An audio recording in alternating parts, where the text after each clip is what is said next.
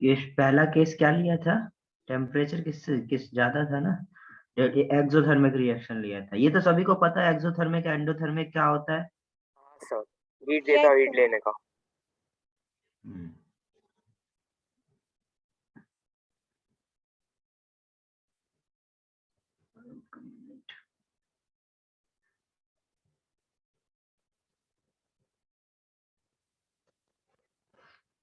Second देखो, if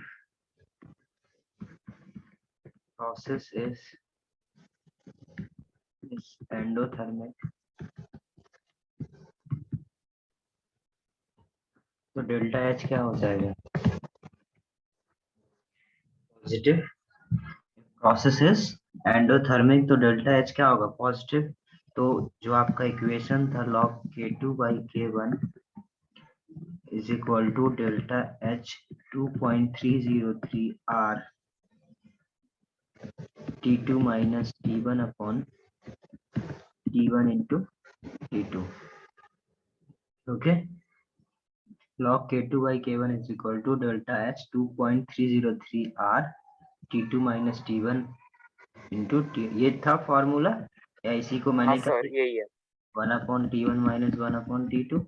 इसमें क्या है, यदि आपका डेल्टा एच पॉजिटिव है, करेक्ट, और टेम्परेचर T1 T2 आपका क्या है, बड़ा है, T1 से टेम्परेचर आपने इंक्रीज करा है, और यदि डेल्टा एच है, T2 बड़ा है, तो ये भी पॉजिटिव, ये भी पॉजिटिव, करेक्ट। और ये यदि पॉजिटिव होगा तो K2 by K1 क्या होना चाहिए, ग्रेटर देन 1। तो हम लोग क्या बोलेंगे, K2 is greater than.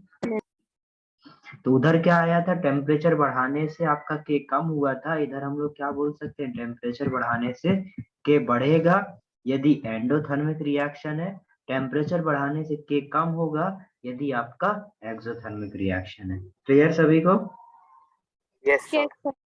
Note कर लो इसको।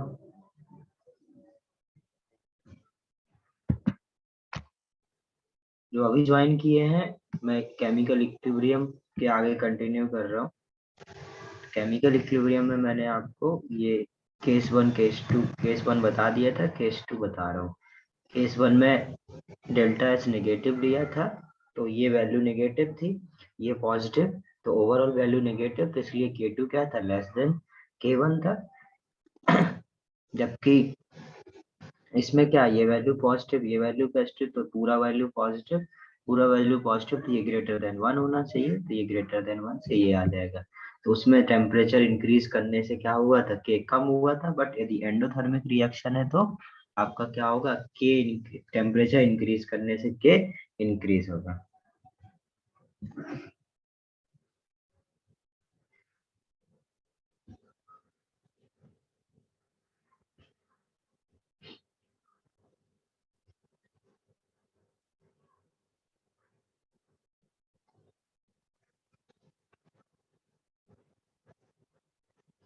सर आजकल ऑर्गेनिक का इतना सारा लेक्चर क्यों कर रहे हो? बेटा ये फिजिकल हो गया, मतलब अभी के लिए हो गया, इसके बाद हम लोगों को ऑर्गेनिक ही पूरा खत्म करना है। ये ओके सर। ये लास्ट चैप्टर है, उसके बाद पूरा ऑर्गेनिक खत्म करेंगे, इनऑर्गेनिक। फिर बाद में जो बाकी 2 चैप्टर फिजिकल के बाकी है, जो महाराष्ट्र बोर्ड से है उनके तो फिजिकल कंप्लीट ही हो जाएगा, जो सीबीएसई वाले हैं उनके 2 चैप्टर बचेंगे। और तुम लोग के वो दोनों चैप्टर 12th में है, तो बेसिकली तुम लोग का 12th चालू हो जाएगा, और सीबीएसई वालों के 11th के जो 2 चैप्टर है वो। तो इतना सिलेबस बाकी है तुम्हारा, मतलब अभी आइसोमेरिज्म खत्म होने को है, तो जीओसी और हाइड्रोकार्बन 2 चैप्टर ऑर्गेनिक में बाकी है। Hydrogen S block P block तुम्हारा इसमें बाकी है, इनऑर्गेनिक में। तो महाराष्ट्र बोर्ड वालों का सिलेबस हो जाएगा। सीबीएसई के लिए 2 चैप्टर और बाकी रहेंगे, तो वो उसके बाद वो दोनों हो जाएंगे। हाँ सर, समझा। और सर लिख भी लिया। इसलिए चलो नेक्स्ट देखते हैं। तो ये क्या था, फोर्थ था फैक्टर, जिसमें हम लोग ने फोर्थ फैक्टर था, पहले हम लोग ने क्या देखा था, रिवर्स किया रिएक्शन को, फिर हम लोग ने ऐड करा, किसी फैक्टर से मल्टीप्लाई करा, फिर उसके बाद ऐड करा। फोर्थ फैक्टर था ये टेम्परेचर वाला, यदि टेम्परेचर को चेंज करूं तो आपका के की वैल्यू पे क्या फर्क पड़ेगा, यदि आपका एक्सोथर्मिक और एंडोथर्मिक होगा तो हम लोग इस तरीके से ये देख लेंगे। ओके, अब उसके बाद हम लोग फिफ्थ फैक्टर देख रहे हैं, चेंज इन कॉन्सेंट्रेशन। तो आपको मैं पहले बता चुका हूं, क्या इक्विलिब्रियम कांस्टेंट की वैल्यू चेंज होती है कॉन्सेंट्रेशन चेंज करने से? सिर्फ टेम्परेचर चेंज करने से होती है। इधर हम लोग क्या बोलेंगे, change in concentration of reactant or product does not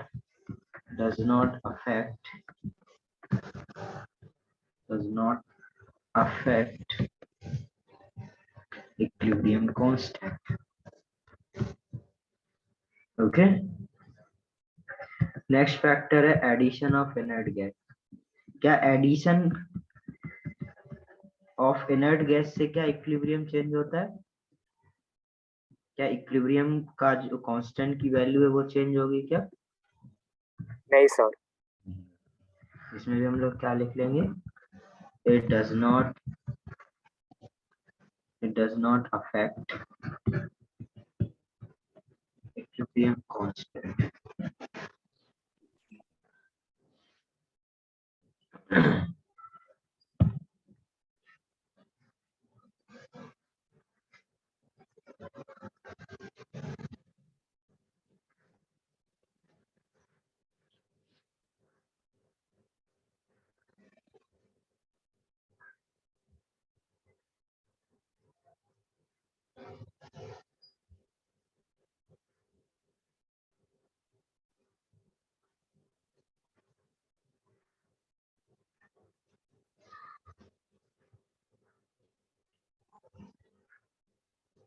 done? नहीं सर।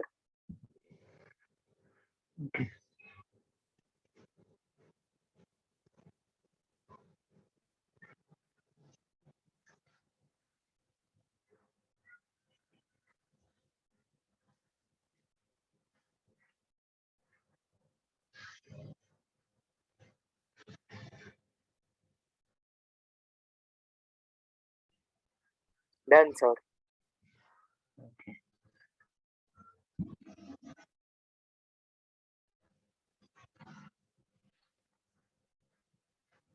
इस क्वेश्चन को करना जरा, ए solid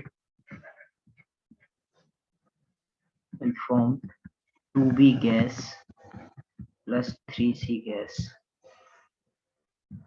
if concentration of B is doubled। मैंने कुछ होमवर्क दिया था क्या तुम लोग को? नहीं सर, रिकॉर्डिंग में नहीं था। अच्छा, संडे को बोला था मैंने, संडे भेजना है। देन फाइंड, वो संडे का याद रखना सभी लोग। क्या है सर? स्ट्रक्चरल आइसोमेरिज्म, मतलब जो आईयूपीएससी का बुकलेट है उसकी एक्सरसाइज 1 एक्सरसाइज 2 एटलीस्ट कंप्लीट होनी चाहिए। सर मुझसे नहीं होगा तो चलेगा ना? हाँ, एक्सरसाइज 1 तो करने की कोशिश करना। सर मुझको भी फिजिक्स का भी देखने का, और सर मैं एक हफ्ते के अंदर 2 चैप्टर खत्म कर दिया ऑलमोस्ट सर ने, तो बहुत देखने का है। ठीक है सर, स्ट्रक्चरल आइसोमेरिज्म का भेजना है ना, मतलब आईयूपीएससी में। हाँ, आईयूपीएससी यदि आपने कर लिया है तो स्ट्रक्चर का भेज देना, यदि नहीं किया तो पूरा भेजो।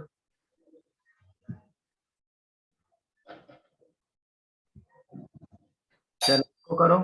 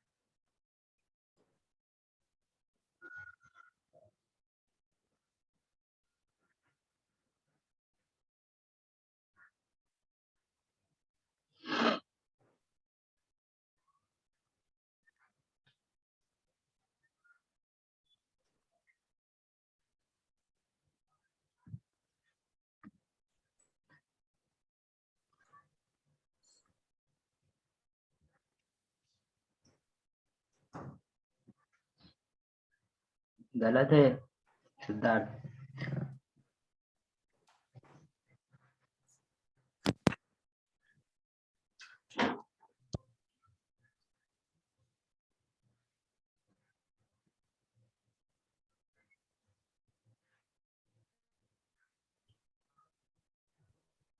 सोचो ठीक से सोचो, क्या करेंगे इसमें? किसी को आ रहा है? अभी अभी बताया मैंने एक प्रॉपर्टी, उस प्रॉपर्टी पे फोकस करना है हमें।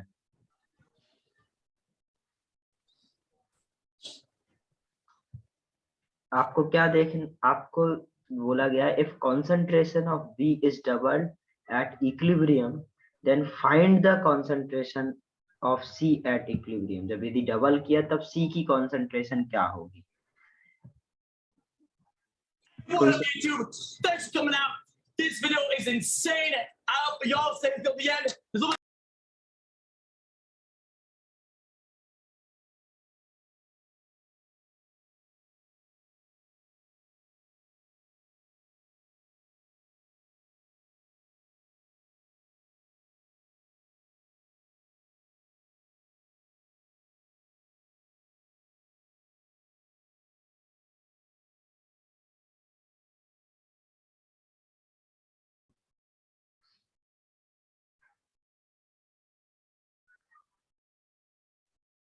कौन था वैसे ये? किसका माइक ऑन हुआ था? सर कोई हीमन।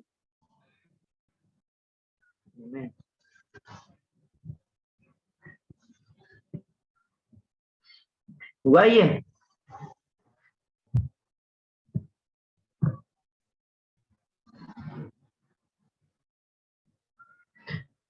अरे सिंपल कॉन्सेप्ट यूज करना है आपको। क्या पता है क्या कंसंट्रेशन चेंज करने से इक्विलिब्रियम कांस्टेंट चेंज होता है क्या? नहीं होता। तो इक्विलिब्रियम कांस्टेंट के क्या होता है? इसकी कंसंट्रेशन का स्क्वायर इक्विलिब्रियम पर, और इसका क्या हो जाएगा? इसका क्यूब। सॉलिड का हम लोग 1 लेंगे तो ये हो जाएगा आपका सपोज। अब यदि सपोज कंसंट्रेशन डबल कर दी गई, सपोज इसकी कंसंट्रेशन क्या करी, डबल किया गया, तो K2 कितना हो जाएगा? इसकी कंसंट्रेशन डबल मतलब 2B का square into C dash, C1 ले लेता हूँ का क्यूब। अब ये दोनों क्या होने चाहिए? क्या कंसंट्रेशन चेंज करने से इक्विलिब्रियम चेंज होता है? नहीं। तो K1 should be equal to K2। तो क्या हो जाएगा? B का square into C cube is equal to 4 into B का स्क्वायर इंटू C1 का। B स्क्वायर कैंसिल, तो ये क्या हो जाएगा? C concentration of C cube by 4 का पावर 1/3। तो क्या आ जाएगा? C1 आ जाएगा आपका C टू द पावर 4 1/3। समझा? Yes sir.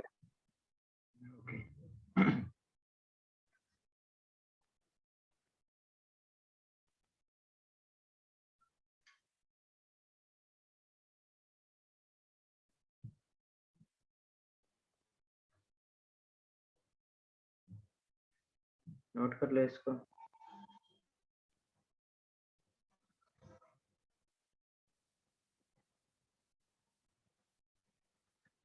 नोट कर लिया सर। चलिए एक क्वेश्चन, अब इसका आंसर सभी लोग करना। FeOH whole thrice solid will form Fe3 plus aqueous plus 3OH minus aqueous if concentration of OH minus is decreased to 1/4 times। Same question है बट करना है आप सबको। एट इक्विलिब्रियम then find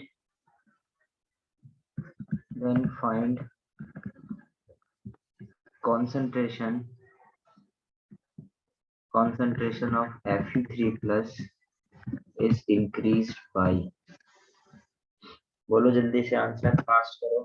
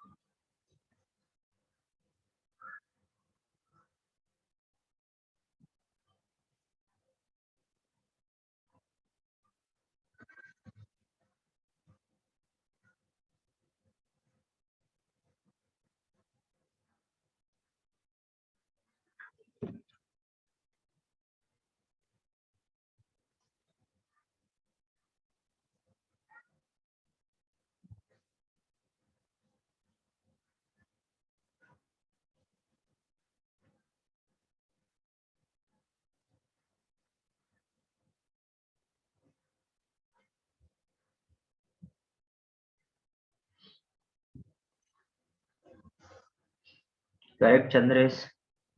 बाकी लोग भी आंसर करो, सेम क्वेश्चन कराया, अब तो करो एटलीस्ट। Sir 2 minute. ओके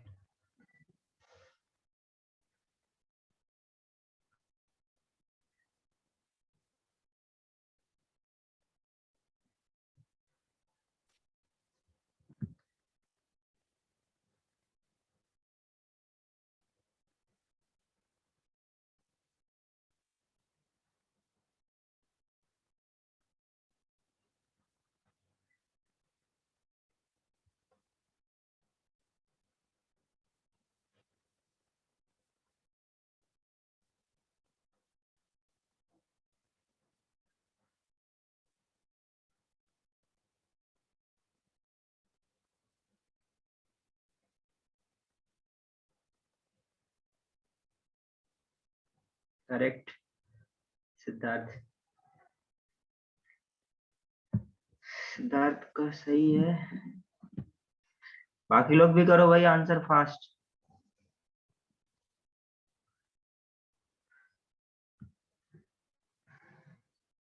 और जो लोग लेट ज्वाइन कर रहे हैं,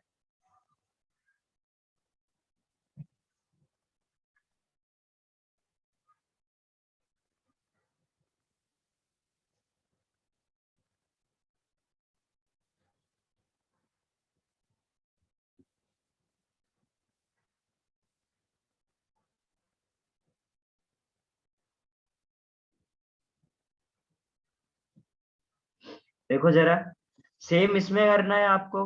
क्या करोगे इसमें? के क्या है, क्या क्या होता है के? Fe3 concentration of Fe3 plus into OH minus का क्यूब। वो ये इसका के बराबर होना चाहिए किसी भी टाइम पर। तो इधर क्या हुआ, Fe की कॉन्सेंट्रेशन जो नई थी, सपोज ये है, नया जो कॉन्सेंट्रेशन है वो Fe का, वो हमें कैलकुलेट करना है। Fe1 3 प्लस कर दे रहा हूं इधर, इंटू OH माइनस का क्या बोला, डिक्रीज बाई 1/4, मतलब 1/4 से क्या किया, डिक्रीज कर दिया।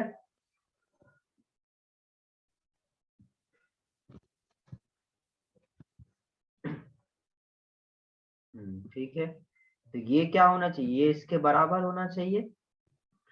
तो ये इसका क्यूब करोगे तो क्या हो जाएगा, इससे ये कैंसिल हो जाएगा, इसका क्यूब ये आ जाएगा, तो ये 4 का क्यूब टाइम्स क्या हो जाएगा, Fe3 प्लस की ओरिजिनल कॉन्सेंट्रेशन। ये हो जाएगा आपका 64 टाइम्स इसका ओरिजिनल कॉन्सेंट्रेशन। तो बेसिकली 64 टाइम्स क्या हो जाएगा, इंक्रीज हो जाएगा। आया समझ में इतना?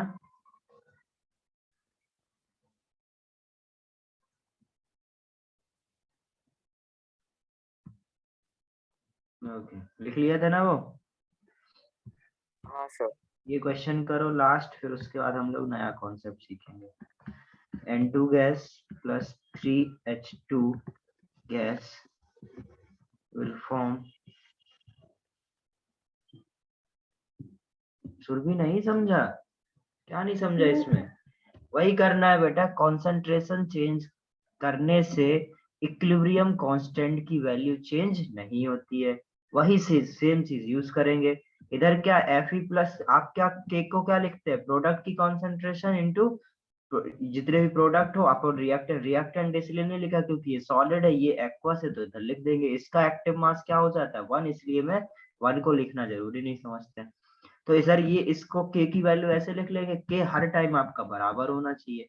यहाँ पर कॉन्सेंट्रेशन कितना है दिया नहीं है, बट ओरिजिनल है, ये ओरिजिनल है। बाद में क्या हुआ, बाद में इसकी पूछा गया क्या चेंज होगा, और इसका बोला गया 1/4 टाइम्स हो गया, 1/4 टाइम्स कर दिया। इसका इसमें क्या था, क्यूब था, इधर भी क्यूब हो जाएगा, ये जाके मल्टीप्लाई हो जाएगा, तो आ जाएगा। यस सर, समझा। ओके, कॉन्सेप्ट वही है बेटा कि कंसंट्रेशन चेंज करने से आपका इक्विलिब्रियम कांस्टेंट की वैल्यू चेंज नहीं होती है, उसके बाद कैलकुलेशन करनी है। ये सपोज K1 है, N2 gas plus O2 gas से 2NO गैस बन रहा है, इसका इक्विलिब्रियम कांस्टेंट K2 है। H2 gas plus half O2 gas इसका इक्विलिब्रियम कांस्टेंट क्या है? H2O है K3। Find K for reaction. Find K for reaction. 2NH3 gas plus 5/2 O2 gas will form 2NO।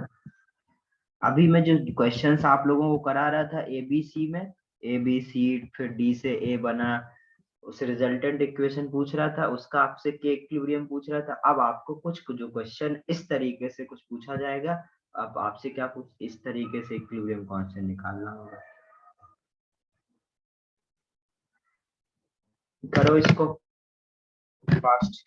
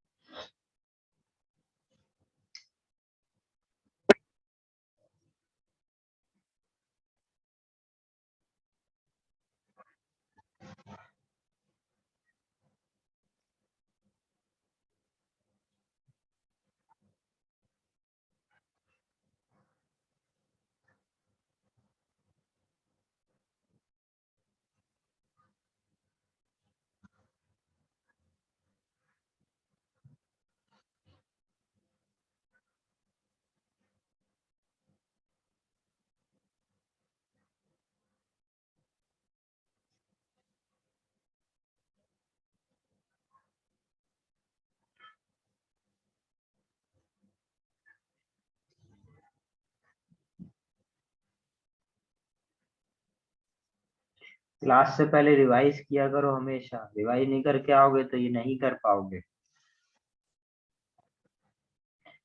Last में बहुत सारे क्वेश्चंस कराए ऐसे, बहुत सारी इक्वेशन दिया, फिर उसके बाद मैंने एक रिजल्टेंट इक्वेशन का के इक्विलिब्रियम पूछा। तो इसमें देखो आपको क्या करना होगा, किसी को रिवर्स करना होगा, किसी में किसी का मल्टीप्लाई करना होगा और बाद में हमें ऐड करना होगा। वही सारा प्रोसीजर सेम यूज करो और इसका आंसर निकालने की कोशिश करो सभी लोग।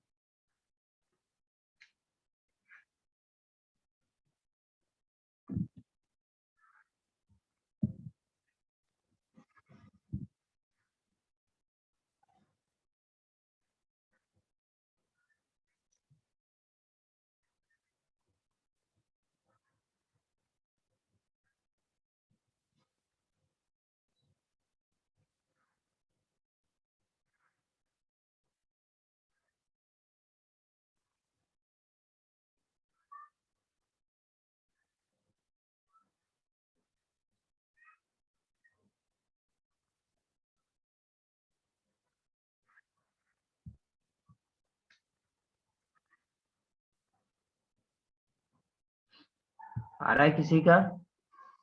मिनट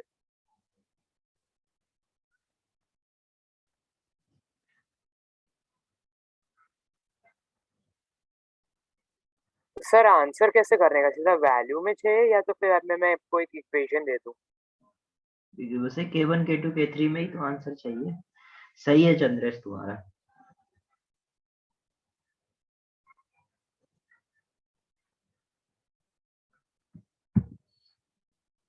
टाइप करने में थोड़ा प्रॉब्लम होगा, मैं समझ जाऊंगा, अभी थोड़ा बहुत भी एरर होगा तो।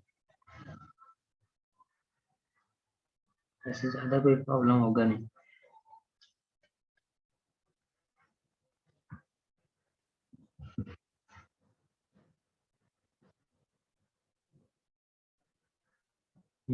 करेक्ट, सिद्धार्थ का भी ठीक है। बाकी लोग क्या कर रहे हैं, सो रहे हैं? चिराग?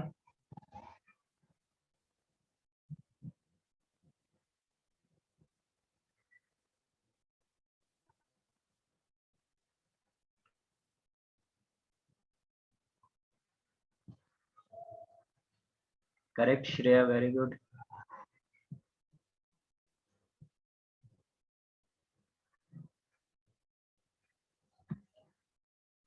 क्रिस कर रहा है क्लास? क्रिस? है तो हाँ सर, आंसर नहीं आ रहा है तेरा? आ गया सर। क्या आया? K2 K3 by K1 K2 K3 by K1। गलत है। क्या बात कर रहे हो सर? क्या बात कर रहे हो फिर? भाई मेरे से नहीं बताया, मेरे को बताएगा नहीं तो गलत ही होगा। मेरे को कैसे पता चलेगा कितना सीखा है? आंसर भेजा करो हमेशा। हाँ सर, हाँ सर, वो क्यूब आया, K2 K3 cube by K2। अब ठीक है। देखो जरा, यदि तुम लोग आंसर फास्ट करोगे तो मैं फिर जल्दी जल्दी क्वेश्चंस करा के आगे बढ़ूंगा ना। मेरे को भी थोड़ा कॉन्फिडेंस आएगा, मैं कुछ पढ़ा रहा हूँ। इधर देखो, K1 K2 K3, इसमें क्या है हमें, अब देखो मैंने पहले से बोला है आपको क्या करना है, हमेशा जो भी आपका रिजल्टेंट इक्वेशन उसको देखा करो। इसमें क्या चाहिए आपको, NH3 इस तरफ चाहिए, मतलब इसको हमें रिवर्स करना चाहिए। रिवर्स कर देते हैं, 2NH3 से क्या बनेगा, N2 gas plus 3H2 gas. इसका क्या हो जाएगा, 1/K1। करेक्ट। अब 2NH3 ही चाहिए था तो हम इसको और कुछ नहीं कर रहे हैं। इसको क्या मैं सीधे सीधे ऐड कर दूं, क्योंकि मेरे को N2 ही चाहिए है इस तरफ, क्योंकि N2 को इससे N2 कैंसिल करना है, क्योंकि रिजल्टेंट में N2 आ नहीं रहा है। तो इसको मैं सीधे ऐड कर दे रहा हूँ, इसको सीधे लिख देता हूँ, N2 प्लस O2 से क्या बन रहा है, 2NO। ये सारे गैसेस है तो इसका K2 ही रहेगा। और इसमें क्या है, इसमें मेरे को 3H2 को कैंसिल करना है, इसका मतलब मेरे को इसको 3 टाइम्स करना पड़ेगा। इसको 3 टाइम्स करूंगा तो क्या हो जाएगा, ये 3/2O2 से क्या बनेगा, 3H2O। और ये K3 का क्या हो जाएगा, क्यूब हो जाएगा। अब इसको यदि ऐड कर दूंगा तो क्या मिल जाएगा, यही मिल जाएगा इक्वेशन। सबको दिख रहा है? हाँ सर। 3H2 से 3H2 कैंसिल हो गया, N2 से N2 कैंसिल हो गया, और 3/2O2 प्लस O2 5/O2 ये भी आ गया, 2NH3 भी आ गया, 2NO भी आ गया, 3H2O भी आ गया। मतलब सब बढ़िया है। क्या हो जाएगा, इन सबको मल्टीप्लाई कर दो तो क्या, K2 इंटू K3 का power cube into 1/K1। Clear है सभी को? चल नोट कर लो जिसको करना है।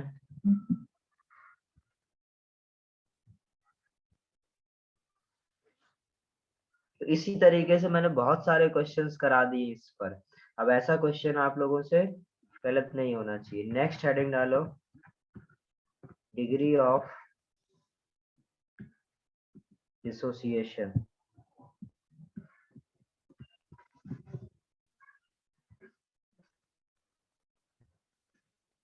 Degree of dissociation alpha. ये अल्फा क्या होता है, डिग्री ऑफ डिसोसिएशन। देखो, डिग्री ऑफ डिसोसिएशन, डिसोसिएशन से समझ में आ रहा होगा कि यदि कोई रिएक्टेंट है, वो बेसिकली जैसे सपोज ए है, ए से बी बन रहा है, ए से बी बनेगा तो इसका मतलब क्या है, ये कुछ डिसोसिएट होगा इसमें।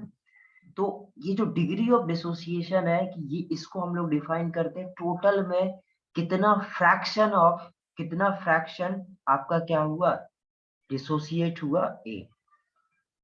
आए समझ में? तो ये जो आपका डिग्री ऑफ डिसोसिएशन है, इसको हम लोग डिफाइन करते हैं, अल्फा को बोलते हैं इतने फ्रैक्शन। सपोज एक्स या आपका क्या हुआ, डिसोसिएट हुआ टोटल मोल कितने थे ए, क्या x क्या हो गया आपका number of moles dissociate, number of mole dissociates, और ए क्या है और इनिशियल मोल। तो इनिशियल मोल में कितने मोल आपके डिसोसिएट हुए उसका फ्रैक्शन क्या होगा आपका अल्फा इंटू 100 कर देंगे तो इसी को हम लोग क्या बोल देते हैं डिग्री ऑफ डिसोसिएशन, ठीक है, या percentage of dissociation. Alpha percentage में बात करूं तो क्या हो जाएगा एक्स वाई ए इंटू 100। एक बार और सुनो अल्फा मैंने क्या बोल रहा हूँ, यदि सपोज ए है, ए से बी बन रहा है, ये एक रिएक्शन है, initial mole T equal to 0 पर सपोज इसके ए थे, ठीक है, समझना बड़े ध्यान से, यदि इनिशियल मोल इसके क्या थे ए थे, और इससे क्या हुआ at T is equal to T equilibrium, जब इक्विलिब्रियम अचीव हुआ तब इसके एक्स मोल डिसोसिएट हो गए, एक्स मोल डिसोसिएट हो गए, तो बताओ जरा इसके कितने मोल प्रोड्यूस होंगे, यदि इसके x मोल्स। इसके x डिसोसिएट हो गए तो इसके भी x मोल ही प्रोड्यूस होंगे। आपको पता होगा लॉ ऑफ जो मैंने स्टोइकियोमेट्री सिखाया था या तुम लोग ने सीखा होगा, moles of A reacted upon इसका स्टोइकियोमेट्रिक कोएफिशिएंट जो कि 1 है is equal to mole of B produced, mole of B produced, इसका स्टोइकियोमेट्रिक कोएफिशिएंट क्या होता है 1, तो इसके दोनों के 1 है, तो जितना ये रिएक्ट करेगा उतना ही क्या करेगा ये फॉर्म करेगा। सपोज इससे x रिएक्ट करा तो इसका कितने प्रोड्यूस होगा x, तो इसका यदि a इनिशियली था तो x यदि डिसोसिएट हुआ तो कितना बचेगा a माइनस x, और इसका इनिशियली 0 था प्रोड्यूस x हुआ तो कितना होगा t is equal to equilibrium x, correct. तो ये हो गए आपके मोल्स इक्विलिब्रियम पर ए और बी के। अब अल्फा क्या है, यदि सपोज इनिशियली ए था उससे x डिसोसिएट हुआ तो x बाई ए को क्या बोलोगे आप अल्फा, कितना परसेंटेज या कितना परसेंट या कितना फ्रैक्शन आपका ए डिसोसिएट हुआ बी में, वो किसको रिप्रेजेंट करेगा अल्फा। आया क्या सभी को समझ में? Yes sir. नोट करो इतना।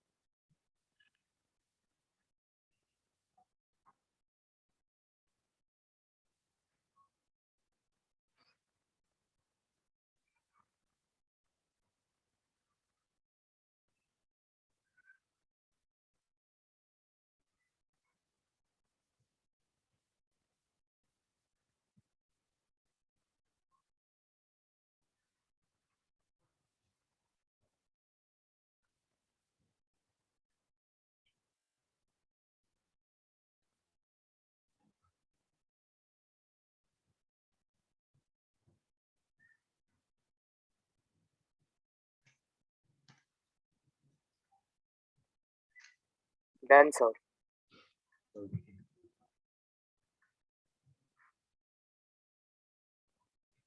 यदि ये मैं केमिकल इक्वेशन लिख दूं ए से 2b, तो यदि इनिशियली आपका t इक्वल टू 0 पर इधर a था तो t is equal to t equilibrium पर इधर क्या लिखोगे a माइनस x, और इसका कितना प्रोड्यूस होगा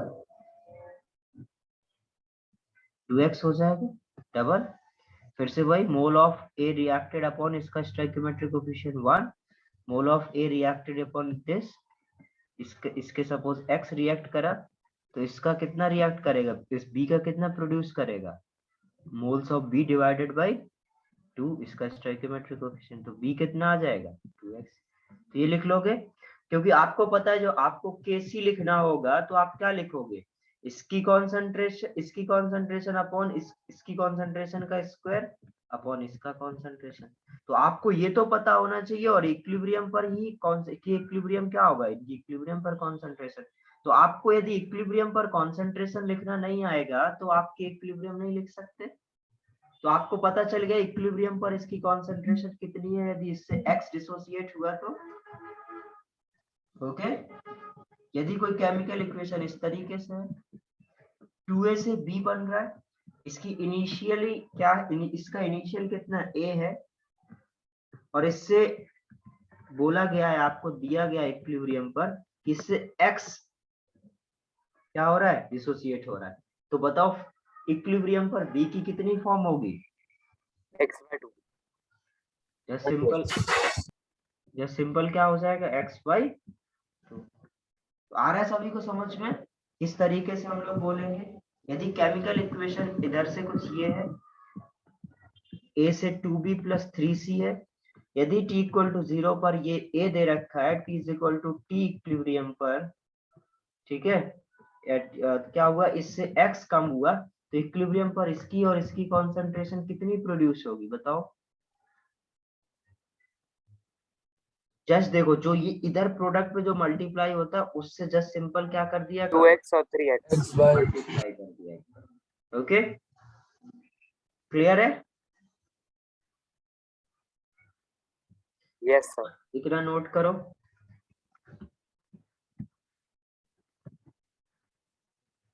कभी भी कंफ्यूजन हो तो ये नहीं भूलना है किसी को, number of moles of reacted, moles of A reacted upon इसका stoichiometric coefficient is equal to number of moles of B produced divided by इसका stoichiometric coefficient। यदि सब कुछ भूल जाओ तो वो काम आएगा। नोट करो इसको फास्ट।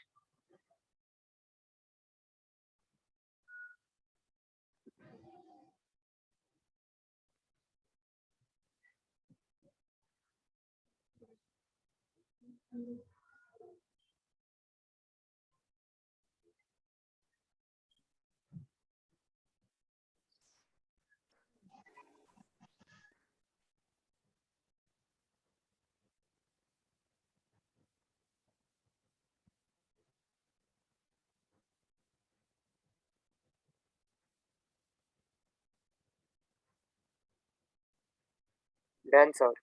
डन।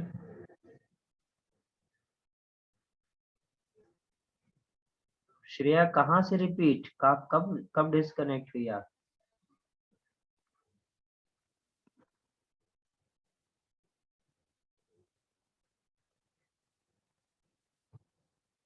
हाँ तो ये बताओ श्रेया, कहाँ से रिपीट करना है, मैं कर दूंगा। पिछले पेज से? डिग्री ऑफ डिसोसिएशन नहीं सीखा आपने? देखो, चलो चलो चलो मैं जल्दी से बता रहा हूँ, समझना।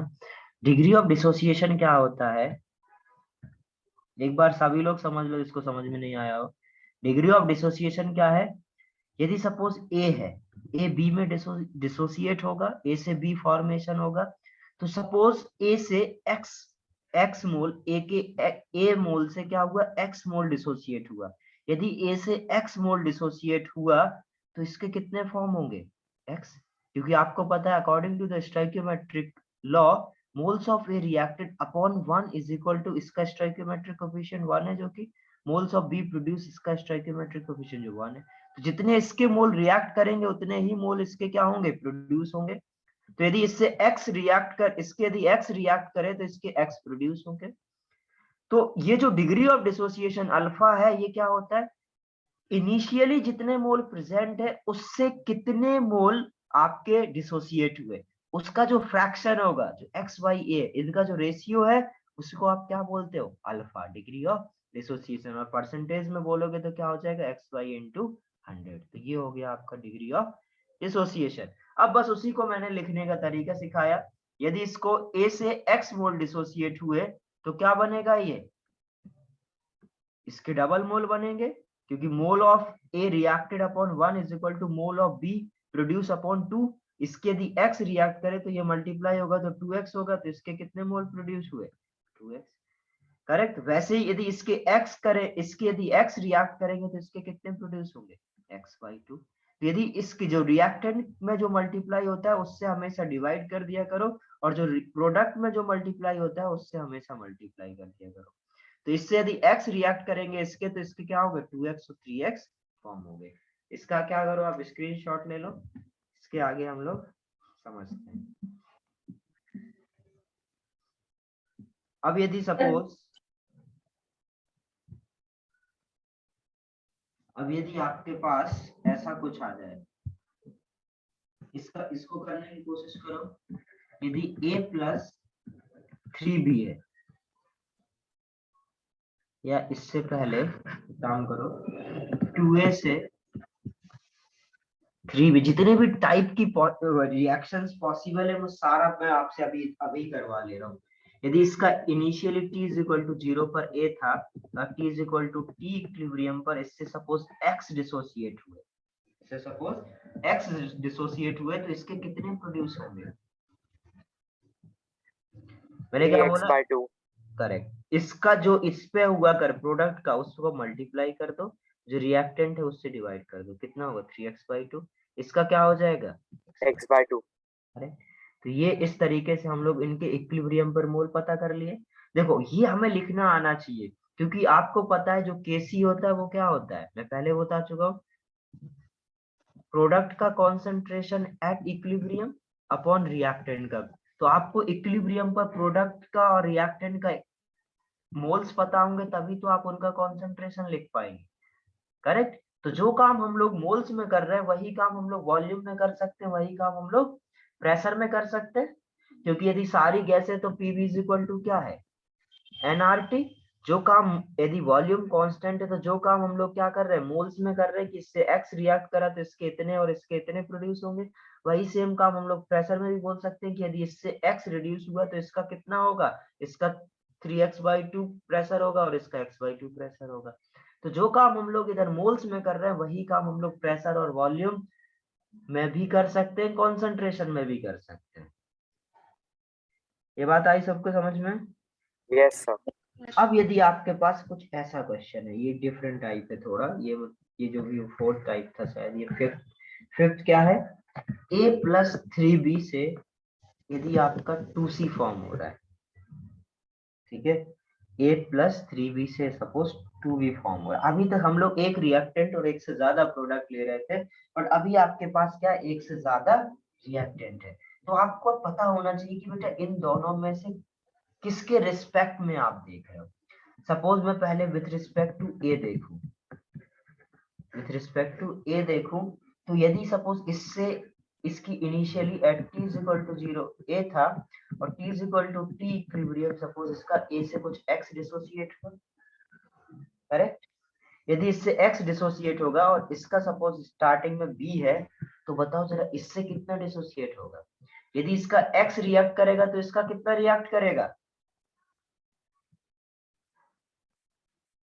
अरे कंफ्यूजन हो तो हमेशा ऐसे लिखो, mole of A reacted divided by इसका stoichiometric coefficient 1 upon mole of B reacted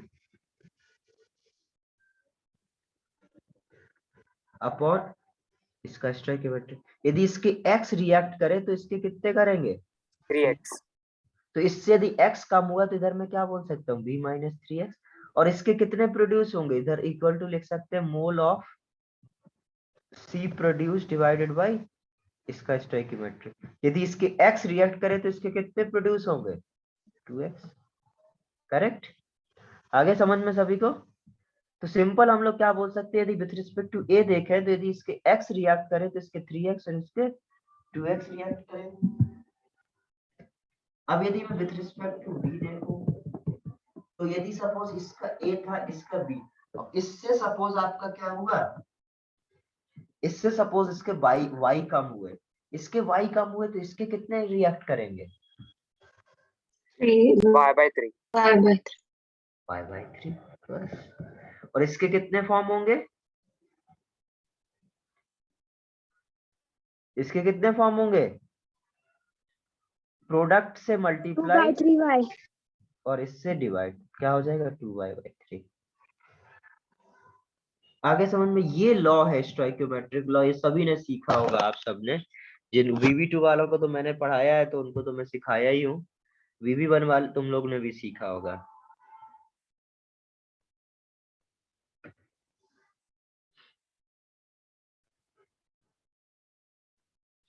note करो ये।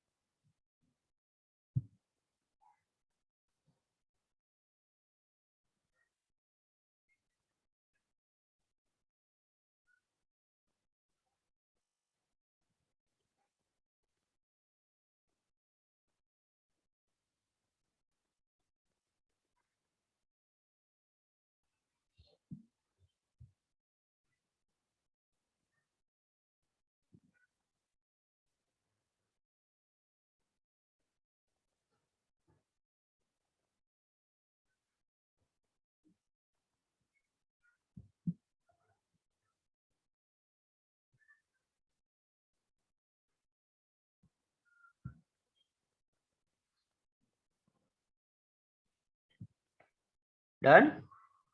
नहीं सर। ओके करो। ये भी एक्सप्लेन कर लेना एक बार, ठीक है। ये जो शॉर्ट ट्रिक बताता हूँ कि इधर जो मल्टीप्लाई है उसको जस्ट मल्टीप्लाई कर दो, जो इधर रिएक्टेड साइड है उससे डिवाइड, उसको भी थोड़ा लिख लेना। कई बार शॉर्ट ट्रिक भी काम आ जाती है।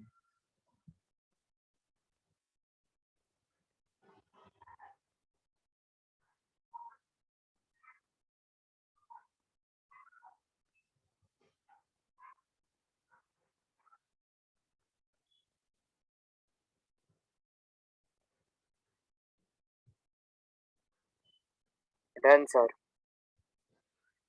ओके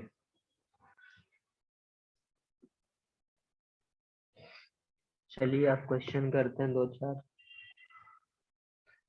सपोज 3a से 2b प्लस c बन रहा है। 10 moles of A is given initially. 10 moles of A is given initially. 10 moles of A is given initially if 4 moles of B is produced at equilibrium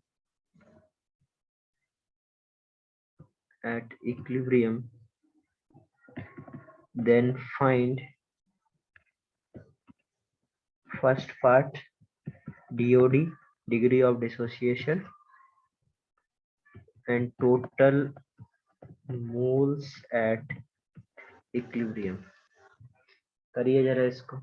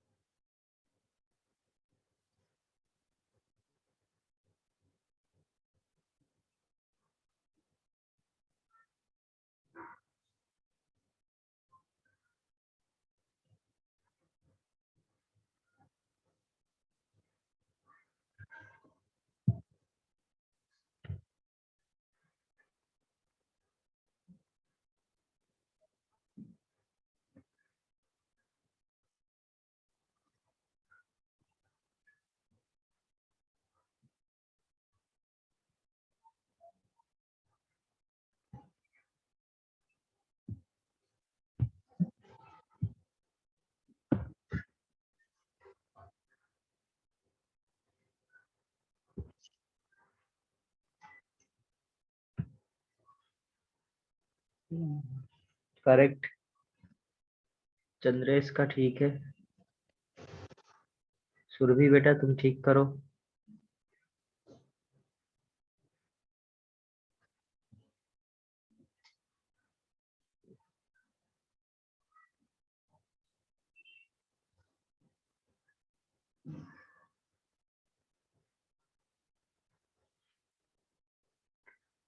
Siddharth ठीक है। चंद्रेश तुम्हारा total moles गलत आ रहा है। Sir as in total moles आप किसका total moles बोल रहे हो, मतलब अभी कि को ऐड ए कर, प्लस बी? A ठीक है plus sir. B plus C equilibrium पर टोटल मोल्स।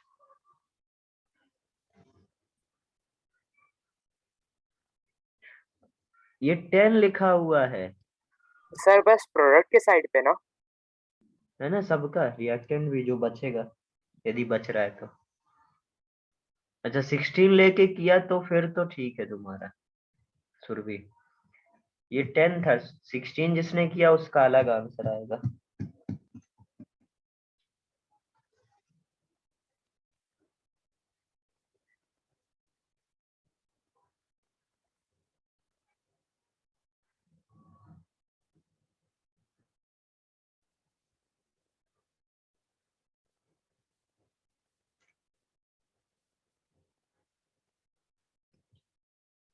नहीं नहीं नहीं,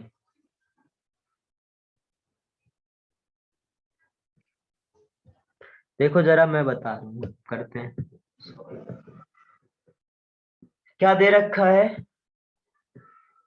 हाँ अब ठीक है सिद्धार्थ। 3a से क्या बन रहा है? 2b प्लस सी। यदि सपोज इसके स्टार्टिंग में मोल्स कितने हैं? 10 मोल्स है, करेक्ट? तो क्या सीखा है हम लोग ने? सपोज इसके 10 मोल्स है इनिशियली, तो at T is equal to 0, ये क्या है 0 और 0, at T is equal to T equilibrium क्या होगा, इससे कुछ x कम होंगे, तो इसके कितने फॉर्म होंगे? 2x/3 और इसके x/3। और आपको बोला है कि जो B is produced at equilibrium, मतलब 4 मोल्स B के प्रोड्यूस हुए, इसका मतलब 2x/3 इज इक्वल टू क्या है 4, तो ये कितना आ जाएगा x इज इक्वल टू 6। तो एट इक्विलिब्रियम x की वैल्यू पता चल गई, तो at equilibrium, at T equilibrium क्या हो जाएगा, इसके 4, 10 माइनस 6 4, इसके कितने आ जाएंगे 4 और इसके कितने आ जाएंगे?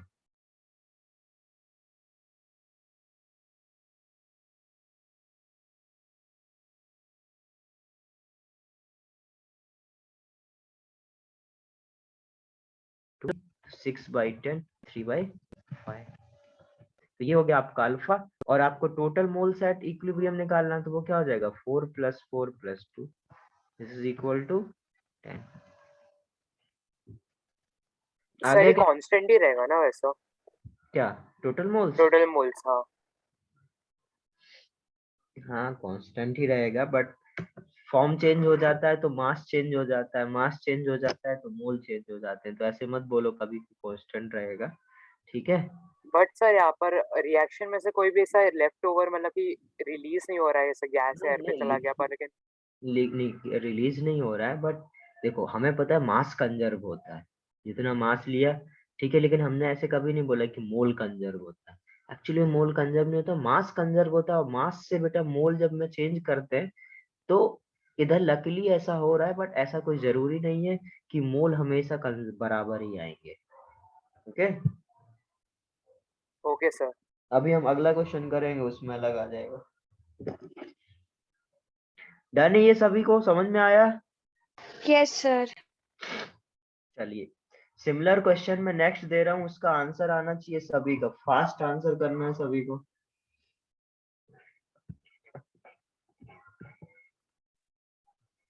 To A will form 3b + 3c if 20 moles of A is given initially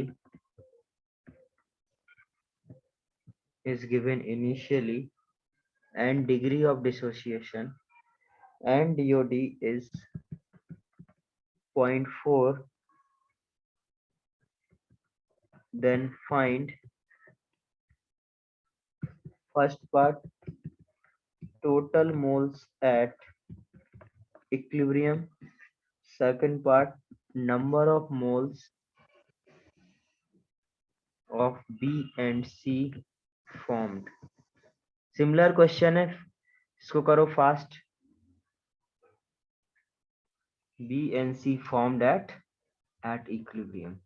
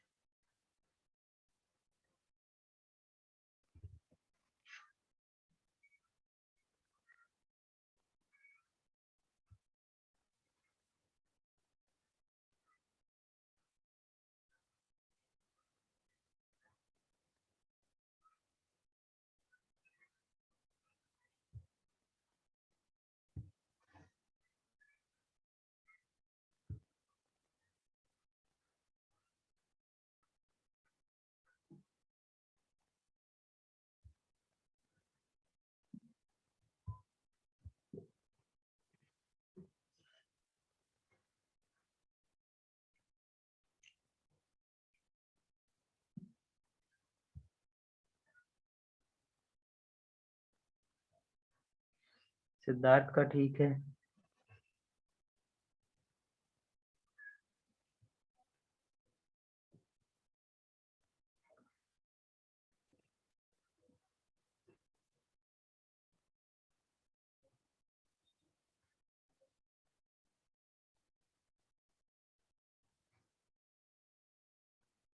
Chandresh तुम चेक करो, कैलकुलेशन मिस्टेक लग रहा है।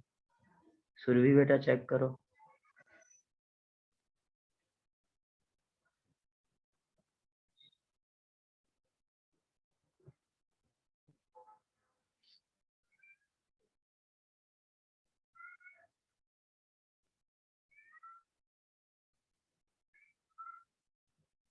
देखो जरा ये, इसके कितने मोल हैं बताओ। 2A will form 3B plus C। इसके इनिशियल मोल कितने दे रखे हैं? 20। और डिग्री ऑफ डिसोसिएशन दे रखा है, तो डिग्री ऑफ डिसोसिएशन दे रखा है मतलब 0.4 is equal to X by A. तो इधर से x निकल आएगा 0.8। यदि x आया 0.8 तो इससे मैं क्या बोलूं, P20 से 0.8 कम हुआ तो इसके कितने फॉर्म होंगे?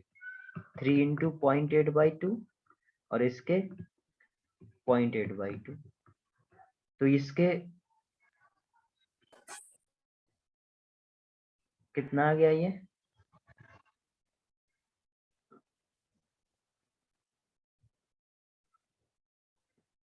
सिर्फ 0.8 नहीं होगा, ये 8 होगा ना।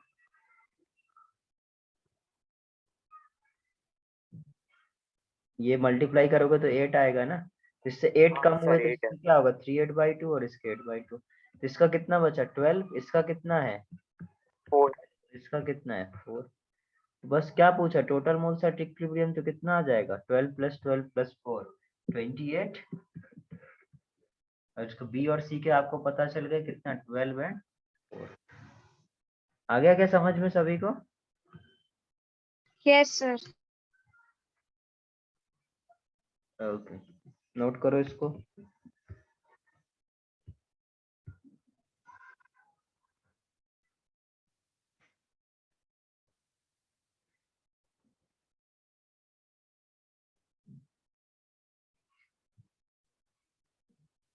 चलिए नेक्स्ट टाइप का क्वेश्चन करते हैं। N2 + 3H2 will form 2NH3, 10 moles of N2 and 20 moles of H2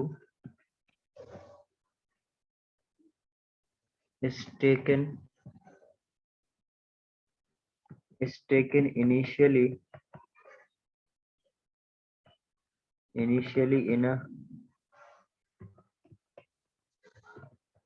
container of volume 6 liter. If 40%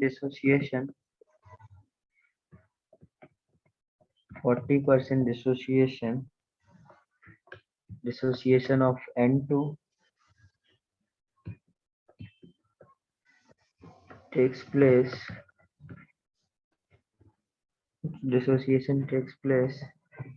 then find Kc sir and volume के आदमी क्या लिखा है? 6। 6 liter 6 liter. Find Kc and Kp at 300 Kelvin. करिए इसको।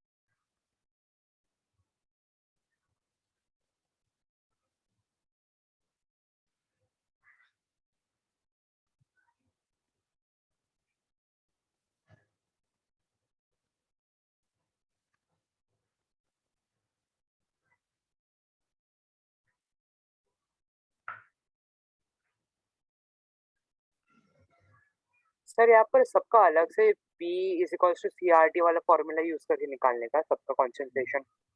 नहीं, concentration क्या होता है? Moles upon volume. मोल्स पता चल जाएंगे आपको इक्विलिब्रियम पर, उसका जस्ट वॉल्यूम से डिवाइड करोगे तो कॉन्सेंट्रेशन नहीं हो जाएगा, मोलैरिटी। हाँ सर, यस।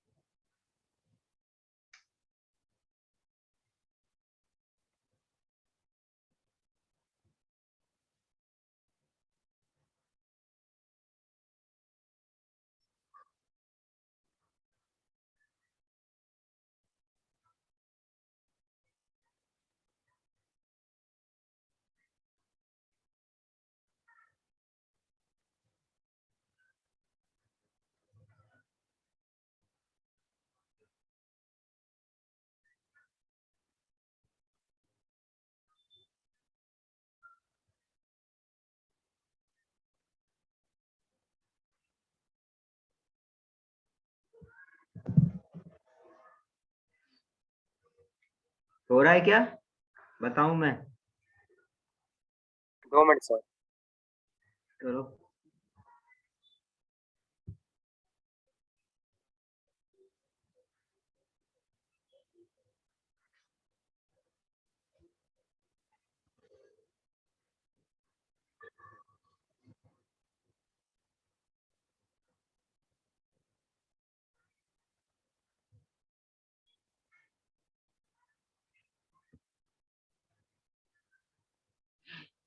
सर जब कॉन्सेंट्रेशन फाइंड आउट कर रहे थे, मोल्स का जो लेफ्ट ओवर मोल्स है, मोल्स रिएक्टेड वाला मोल्स है। बेटा जितने जो आपके पास बचता है इक्विलिब्रियम पर, जो मोल्स होंगे वो आपको देखना होता है। जो इक्विलिब्रियम पर जो आपके मोल्स प्रेजेंट होंगे पर्टिकुलर रिएक्टेंट और प्रोडक्ट के, वो आपको देखना होता है।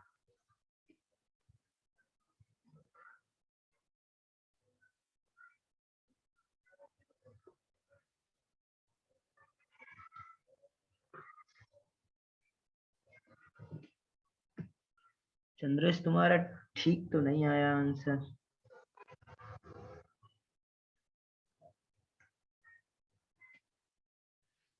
Calculation mistake.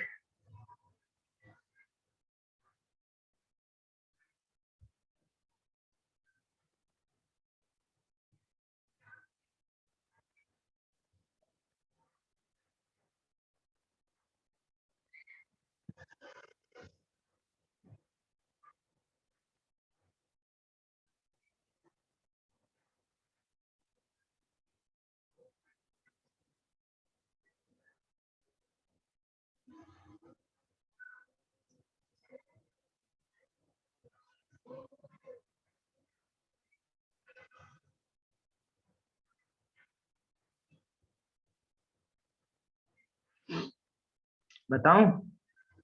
सर 2 मिनट दो ना, मुझे लगता है हो जाएगा मुझसे। चलो तुम करते रहो आगे, मैं जब तक धीरे धीरे बता रहा हूँ, ठीक है? बहुत समय दिया आप लोग का। सबसे पहले क्या दे रखा है ये, N2 plus 3H2 will form 2 ammonia. ठीक है, जिससे स्टार्ट नहीं हो रहा उसको मैं हिंट दे रहा हूँ।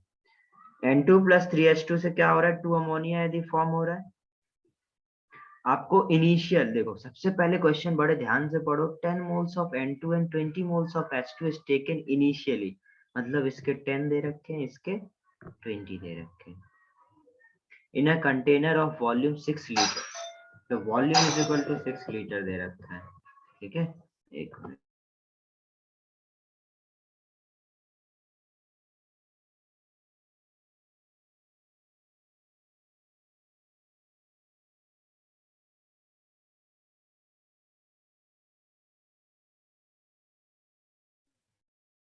ठीक है, तो ये इसके आपको 10 मोल्स दे रखे हैं, इसके 20 मोल्स दे रखे हैं। तो ये N2 प्लस H2 से आपको ये इतना गिवन है। अब सपोज इससे x कम हुए, यदि n2 से क्या हुआ, कुछ x कम हुआ, तो इससे कितना कम होगा, 3x, और इसका कितना फॉर्म होगा, 2x। क्लियर है इतना? Yes sir.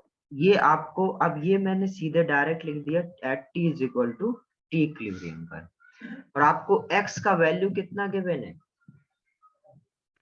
40% dissociation of N2। अब देखो N2 का डिसोसिएशन दिया है, इसलिए मैंने इधर x लिया। मैंने बोला था ना with respect to A with respect to B, question कराया था ऐसा।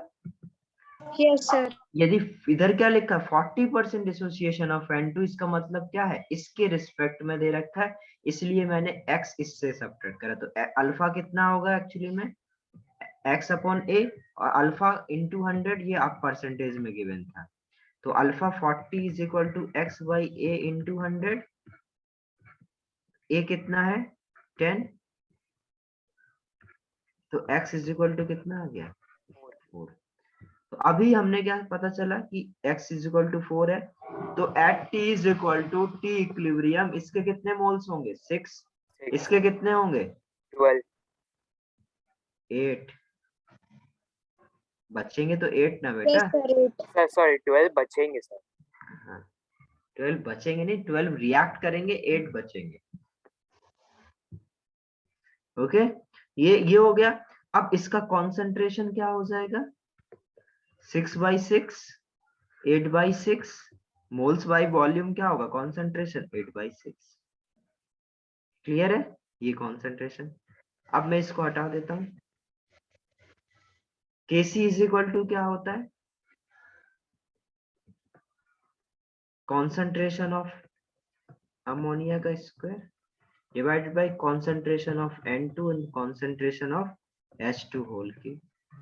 तो N2 अमोनिया का क्या हो जाएगा, concentration of ammonia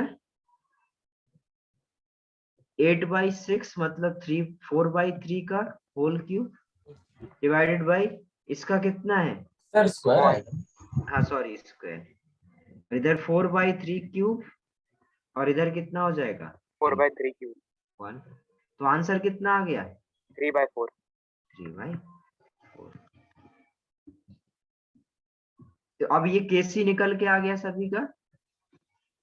yes sir. अब हम क्या निकाल सकते हैं, एक फॉर्मूला और आता है हम लोग को, केपी बराबर क्या होता है, KC into R T to the power delta N ji.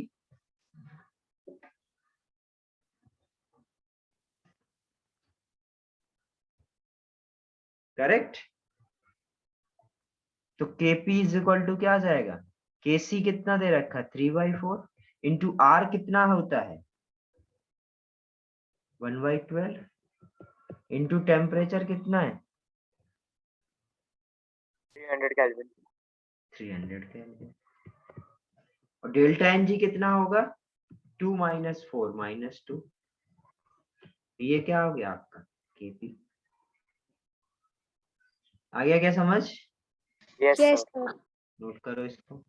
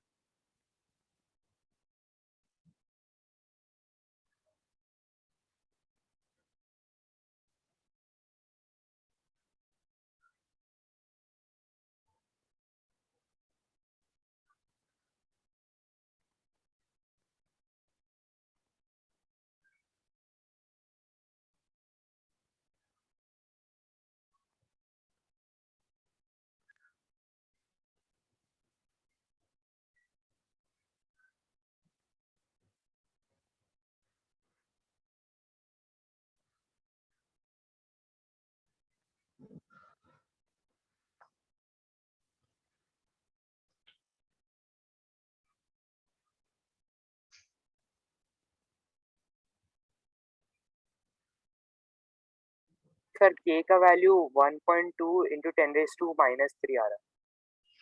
KP का, हाँ केपी का सर। हाँ जो भी आ रहा है मैंने सॉल्व में किया।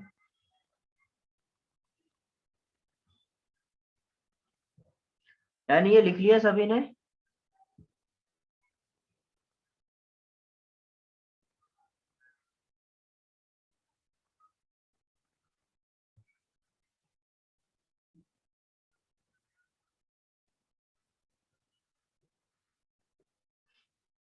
Next question,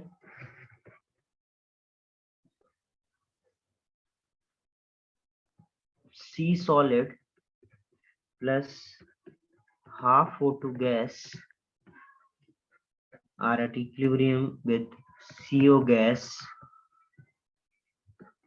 P initial is 0.5 atm and P equilibrium is 0.8 atm. Given है, आपसे पूछ रहा है केपी बताओ। सोचो क्या कर सकते हैं, बस एक हिंट मैं दे रहा हूं, जो काम आप मोल के लिए करें वही काम आप प्रेशर के लिए कर सकते हो, क्योंकि mole is directly proportional to pressure. यदि ये गैस की रिएक्शन करा रहे हो तो क्लोज कंटेनर में कराओगे तो वॉल्यूम कांस्टेंट है, टेम्परेचर कांस्टेंट है, तो आप moles is directly proportional to क्या बोल सकते हो, प्रेशर। तो जो जैसे आप मोल्स के लिए सॉल्व कर रहे थे एग्जैक्टली सेम आप क्या कर सकते हो, प्रेशर के लिए कर सकते हो। तो 1 मिनट 2 मिनट ट्राई करो, फिर उसके बाद यदि नहीं होता है तो मैं बताता हूँ। आपको पता है केपी निकालने के लिए आपको क्या चाहिए होते हैं, पार्शियल प्रेशर। अब सोचो कैसे निकालेंगे, आपको इनिशियल गिवन है और इक्विलिब्रियम पर गिवन है।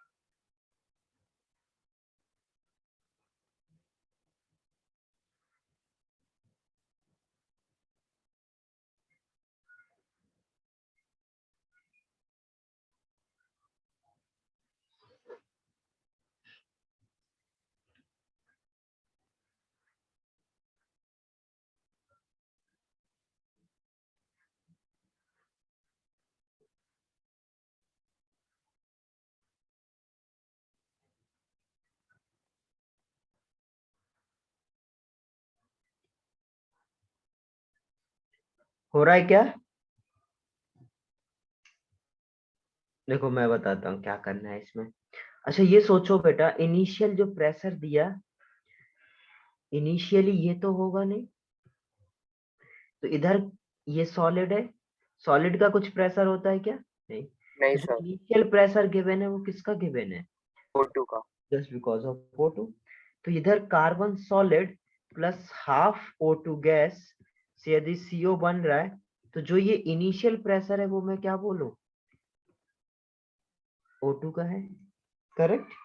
अब यस यदि सर। ये इसमें कन्वर्ट हुआ तो कुछ O2 कम होगा, और P is directly proportional to N, तो जितना N कम होगा, जितना ये डिसोसिएट होगा उतना ही आपका प्रेशर भी कम होगा। सपोज इससे कुछ X कम हुआ, तो इसका कितना फॉर्म होगा, 2x। करेक्ट। यदि इसका इससे x कम हुआ तो इधर क्या होगा 2x, मतलब इसकी Yes, sir. वजह से प्रेशर x कम होगा तो इधर 2x प्रेशर फॉर्म होगा, मतलब 2x प्रेशर बनेगा। और आपको पता है ये किस पर बात कर रहा हूं मैं, T is equal to T equilibrium पर। तो इक्विलिब्रियम पर आपका टोटल प्रेशर कितना होगा, दिस प्लस दिस। तो 0.5 minus X plus 2x is equal to क्या होना चाहिए, इक्विलिब्रियम प्रेशर, क्योंकि इक्विलिब्रियम पर ये दोनों गैसेस प्रेजेंट होंगी। तो इन दोनों का प्रेशर क्या होगा, इक्विलिब्रियम प्रेशर, इन दोनों का सम क्या होगा, इक्विलिब्रियम प्रेशर के सम के बराबर 0.8। तो ये क्या हो जाएगा 0.5 plus x is equal to 0.8, तो x इज इक्वल टू 0.3। अब 0.3 x है तो आप इक्विलिब्रियम पर इसका प्रेशर कितना बोल सकते हो, 0.2, और इसका 0.4।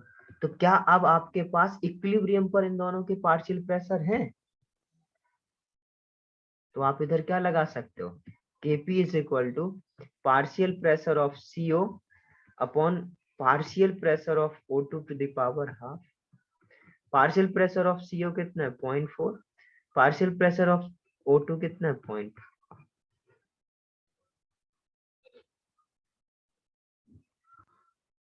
समझे? Yes, sir. बस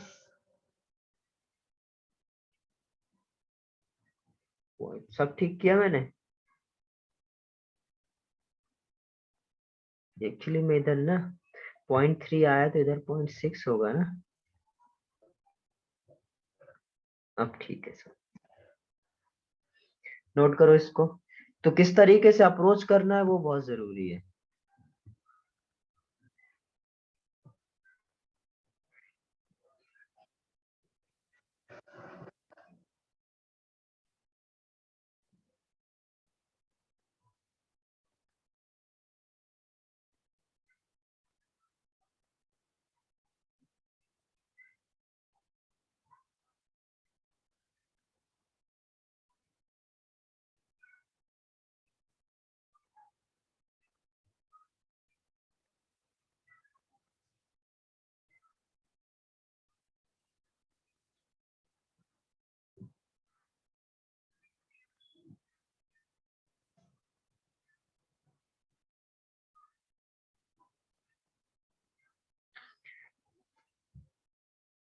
डन ये?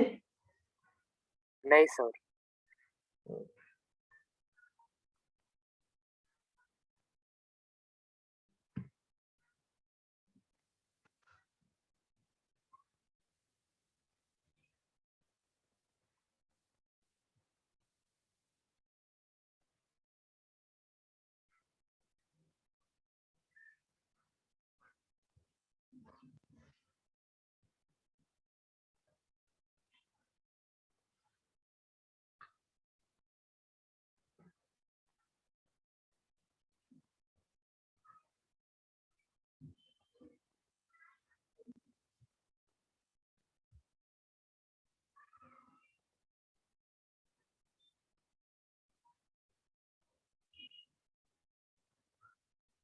Done, sir.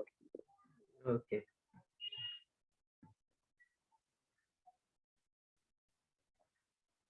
चलो इस ये क्वेश्चन करो। ए सॉलिड, Sir, आज कुछ थियरी नहीं करने का है क्या?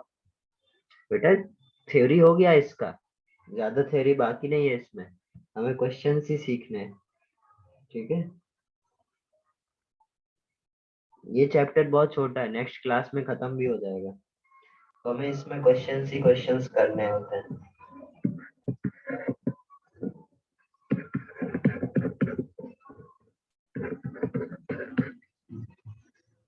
ये सब ये ऐसे ले सकते हो थ्योरेटिकली, तो इसमें मैंने क्या किया, एक नया टाइप सिखाया आपको, इसको इसमें अप्लाई करो।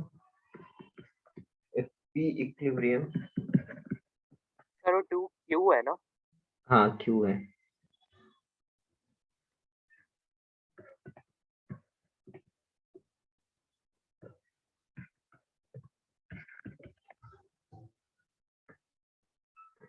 Then find Kp।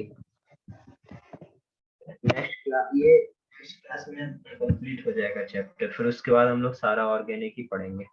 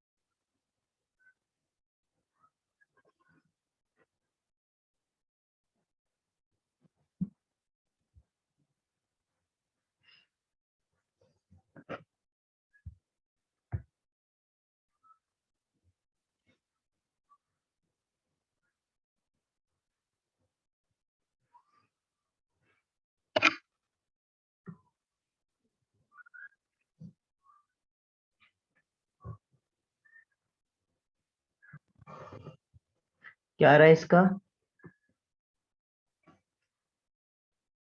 सर ए सॉलिड है तो फिर हमें जब हम लोग केपी फाइंड करते हैं तो फिर हमें डिवाइड बाय ये रहेगा ना, रिएक्टेंट रहेगा ना।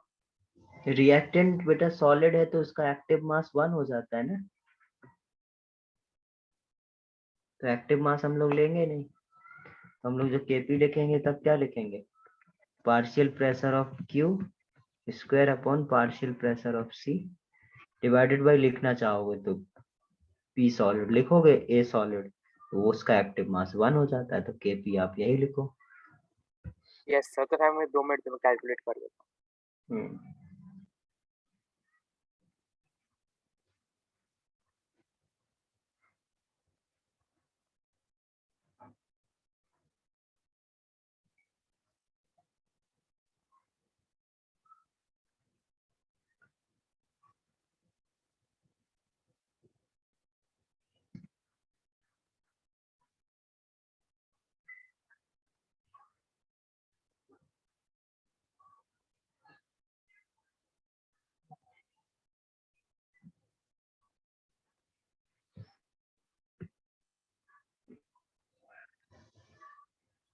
केपी निकाला है तुमने ये?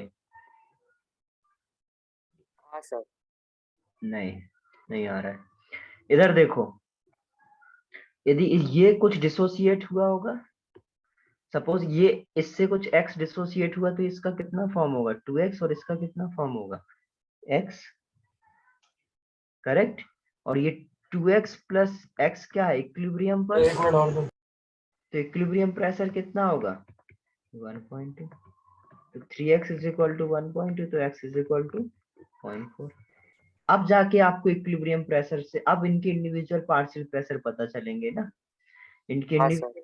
इसका इंडिविजुअल प्रेशर 0.8 है, इसका 0.4, तो केपी क्या हो जाएगा, इसका इंडिविजुअल प्रेशर 0.8 का स्क्वायर इंटू 0.4 का स्क्वायर, और 0.4 यही तो किया सर मैंने।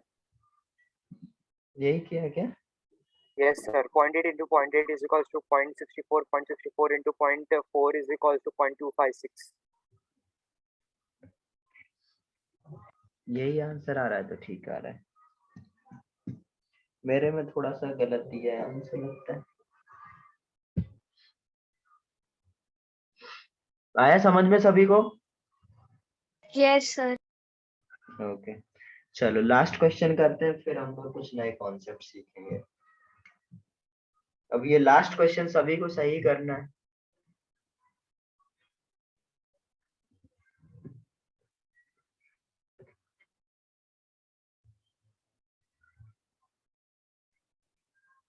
ये सारे कॉन्सेप्ट कंप्लीट करके हम लोग कुछ अच्छे क्वेश्चंस भी करेंगे इसमें लास्ट में।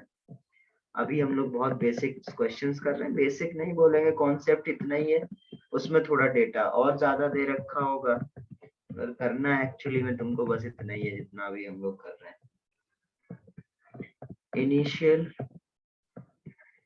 initial moles of PCl5 is 4, total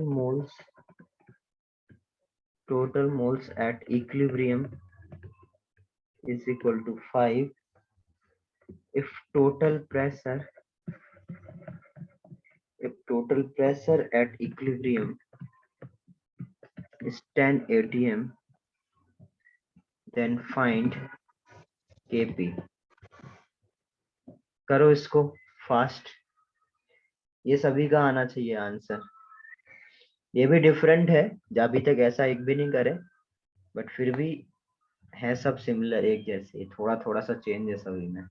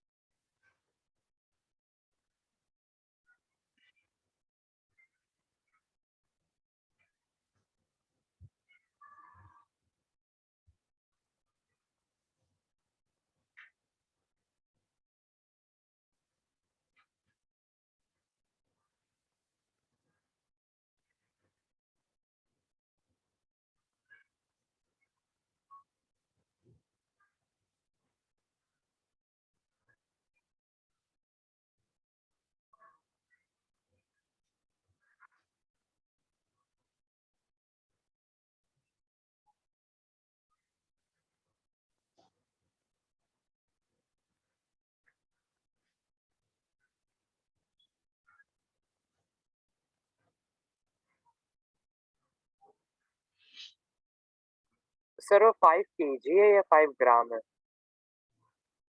moles दे रखे हैं भाई। Sorry sir.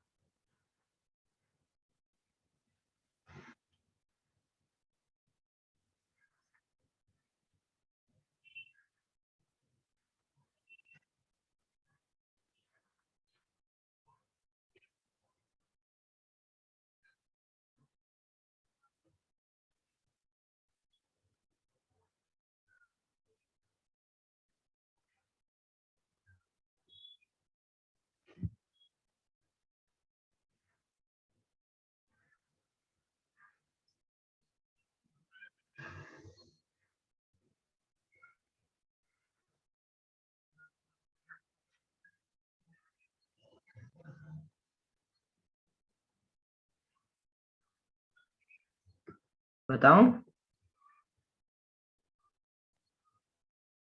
तुम लोग क्वेश्चन नहीं करते यार अच्छे स्पीड में। एक दो लोग आंसर कर रहे हैं बस। थ्योरी नहीं सीखना है हमें, सिर्फ क्वेश्चंस करने हैं। क्वेश्चंस हमें फास्ट करना चाहिए।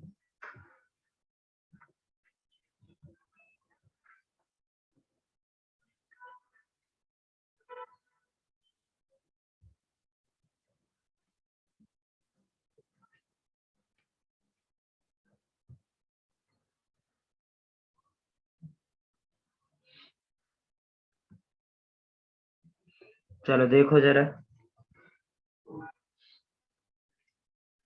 सपोज इसके इनिशियल मोल्स ऑफ PCl5 कितना दे रखा है 4, तो PCl5 gas will form PCl3 gas plus Cl2 gas, correct. इसके इनिशियल मोल 4 है, तो at T is equal to 0 इसके 4 है, at T is equal to T equilibrium क्या हो जाएगा, सपोज 4 माइनस एक्स, तो इसके x और x फॉर्मेशन होगा क्योंकि स्टोइकियोमेट्रिक कोएफिशिएंट 1 है। टोटल मोल्स एट इक्विलिब्रियम 5 दे रखे हैं, इसका मतलब 4 minus X plus X is equal to 5, तो इधर से x कितना निकल के आएगा 1। x1 आ गया, x1 आ गया, तो इक्विलिब्रियम पर इन सबके मोल्स पता चल गए, इसका 3, इसका 1, इसका 1। अच्छा P टोटल आपको पता है कितना है? Yes sir. 10 atm। तो क्या इनके आप पार्शियल प्रेशर निकाल सकते हो? पार्शियल प्रेशर ऑफ PCl5 क्या होगा, mole fraction of PCl5 x1 into P total. ये याद नहीं होगा आप लोग को गैसियस में जो सीखा था। यस सर, यहाँ पर मैं अटक गया। नो सर, याद था ये? नो नहीं सर, सर, इधर याद अटक नहीं गए था। थे। बस यही मेरे को पता है, तुम सब यहीं पे फंसे होगे, क्योंकि ये रिवाइज ही नहीं करते हो, पुराना कहीं भी पुराना यूज हो जाए वहां पे। सर मैंने तो शायद पढ़ा भी नहीं होगा ये। पढ़ा होगा तुमने बेटा, पढ़ा है, ये बहुत पहले बताया था, 15-20 दिन हो गए होंगे। x1 ये 1 अपॉन ये क्या हो जाएगा, इसके मोल 1 है, टोटल मोल कितने हैं 5, 1/5 इंटू पी टोटल 10, तो इधर से पार्शियल प्रेशर ऑफ PCl5 कितना आ गया 2, पार्शियल प्रेशर ऑफ PCl3 कितना आएगा, इसका मोल फ्रैक्शन वो कि 1/5 इंटू पी टोटल कितना आएगा, हाँ PCl5 का तो मोल फ्रैक्शन 3/5 है, 6 होगा, इसका 2 होगा, और पार्शियल प्रेशर ऑफ Cl2 इसका 2 होगा। तो आप Kp क्या लिखोगे, partial pressure of PCl3 into partial pressure of Cl2 divided by partial pressure of PCl5, कितना हो जाएगा इसका पार्शियल प्रेशर ऑफ, तो 2 इंटू 2 डिवाइडेड बाय 6, कितना आएगा 2/3।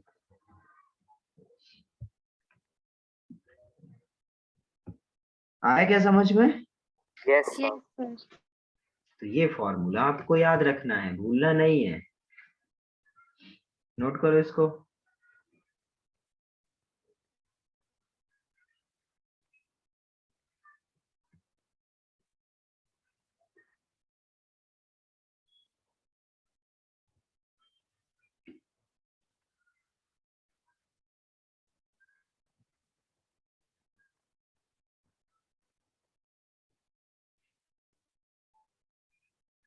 किसी के पास बुकलेट है? ऐसा sir. Booklet chemical equilibrium, Yes, sir. Sir बताओ जरा सेक्शन ए, एक्सरसाइज 1 के सेक्शन ए में क्या क्या गिवन है, सेक्शन में के नाम बताओ क्या क्या गिवन है उसमें। 2 मिनट सर लिख रहे हैं। हाँ लिख के करो फिर बताना।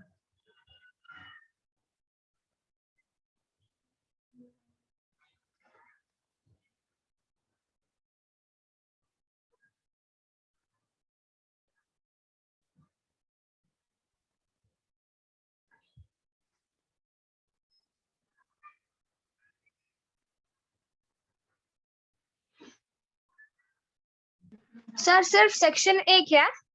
सेक्शन ए में क्या लिखा हुआ है बताओ, portion. Equilibrium and its properties. Okay ठीक है, दूसरा सेक्शन में क्या दिया है? Calculation of KP and KC in homogeneous equilibrium. Okay तो सेक्शन ए भी करना है आपको, बी भी करना है, उसके बाद रिएक्शन कोएफिशिएंट, नहीं रिएक्शन कोशेंट। कोसेंट है क्या, सी छोड़ देना, उसके बाद D, degree of dissociation. D करना है, उसके बाद हेटेरोजेनियस इक्विलिब्रियम। ई भी करना है, उसके बाद थर्मोडायनामिक्स ऑफ इक्विलिब्रियम। ये छोड़ देना, उसके बाद है क्या कुछ? यस सर, वो ली चैटलियर्स प्रिंसिपल। ठीक है छोड़ देना, ये चारों आपको सेक्शन करने हैं, सभी को एक्सरसाइज 1 जो एडवांस वाले हैं वो पार्ट सेकंड के करना, और जो मेंस वाले हैं वो एक्सरसाइज 1 पार्ट उनका तो पार्ट 1 का ही होगा, एक्सरसाइज 1 का, ठीक है। तो सभी को ये होमवर्क है।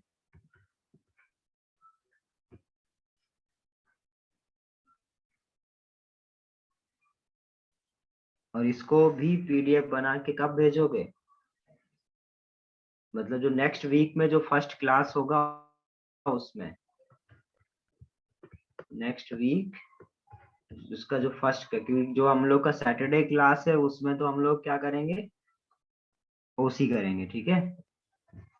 जब तक आपको इसके लिए टाइम भी मिल जाएगा, और ओसी भी हम लोग ज्योमेट्रिकल खत्म कर लेंगे। सर मुझको इसका ये आइसोमेरिज्म का थोड़ा होमवर्क बता दो ना। होमवर्क है आपको संडे को स्ट्रक्चरल आइसोमेरिज्म सबमिट करना है। सर एडवांस में कौन सा पार्ट करने का है? एडवांस में लास्ट सेक्शन होगा यूपीएससी वाली बुकलेट में, वो आप एक्सरसाइज 1 का पार्ट 1 एक्सरसाइज 1 का पार्ट 1 का वो वाला सेक्शन, पार्ट 2 का वो वाला सेक्शन स्ट्रक्चरल आइसोमेरिज्म वाला, और एक्सरसाइज 2 का पार्ट 1 वाला जो भी है एक्सरसाइज 2 में जो भी उस सेक्शन का दे रखा होगा स्ट्रक्चरल आइसोमेरिज्म से रिलेटेड क्वेश्चन, वो आपको करके सबमिट करने हैं संडे तक। ठीक है सर। Okay? तो 2 होमवर्क हो गए, ये संडे तक मेरे पास आना चाहिए उसका, और जब ये फर्स्ट क्लास होगी नेक्स्ट वीक की, उसमें मेरे को ये इतना चाहिए, नोट कर लो सभी लोग। डन ये सर Yes, सैटरडे की जो केमिस्ट्री क्लास है उसमें ओसी होगा या फिर ये केमिकल इक्विलिब्रियम? सैटरडे को ओसी होगा। Okay sir. Okay? क्योंकि इसमें मैं सोच रहा हूँ तुम लोग को, क्योंकि ये खत्म हो जाएगा जल्दी, तुम लोग को थोड़ा टाइम मिल जाए लगाने के लिए, इसलिए मैं सोच रहा हूँ कि इसको अभी नेक्स्ट वीक तक लेके चलते हैं।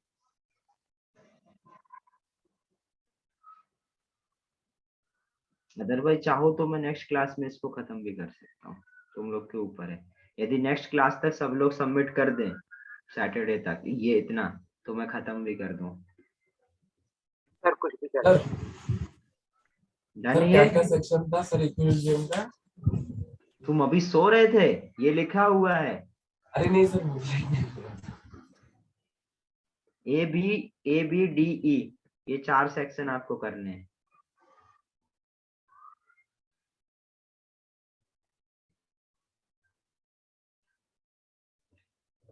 यदि मेंस है तो एक्सरसाइज 1 का ये 4 सेक्शन, यदि एडवांस है तो एक्सरसाइज 1 पार्ट 2 के ये 4 section.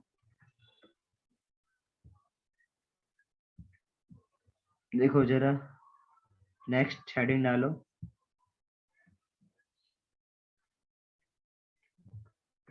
Application of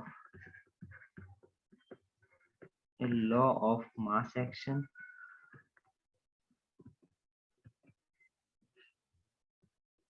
and degree of dissociation।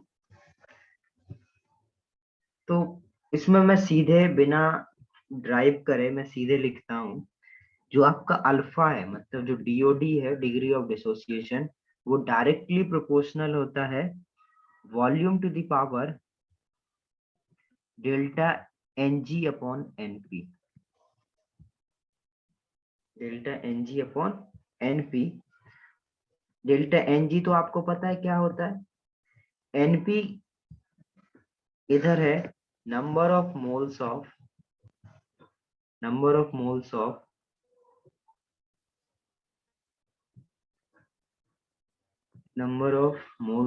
Number of gaseous moles of product.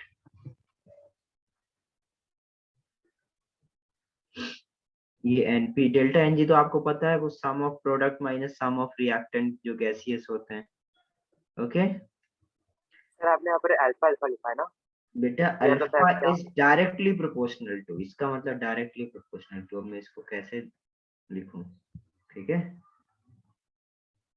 Alpha is direct, देखो इसको आप ड्राइव भी कर सकते हो, बट ड्राइव करने की कोई जरूरत नहीं है, आप सीधे याद रखोगे तो काम चल जाएगा। ठीक है, जैसे अभी मैं एक क्वेश्चन पूछ रहा हूँ, उससे थोड़ा हेल्प मिलेगा। PCl5 है यदि, वो क्या बनाएगा? PCl3